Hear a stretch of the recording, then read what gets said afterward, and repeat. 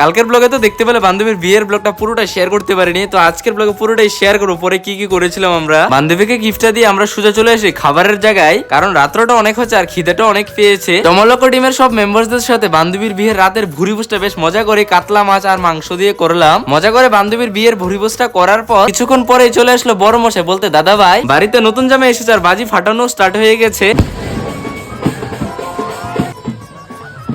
নতুন জামাই বিয়ে বাড়ির গেটের সামনে আসার পর যা একটা মজা হলো, ফোম দিয়ে যা খেলা হলো, আমার কাছে দেখতে তো সে লেগেছিল তখনকার মুহূর্তটা। নতুন জামাই এখনো বিয়ে বাড়ির গেটের মধ্যে দাঁড়িয়ে আর আমরা চলে আসলাম বান্ধবীকে সাথে নিয়ে ডান্স করতে। বান্ধবী আমাদের সাথে সে লেভেলে ডান্স করেছে, কারণটা হচ্ছে বান্ধবীর আজকে 7 বছরের ভালোবাসা পূর্ণতা পেয়েছে।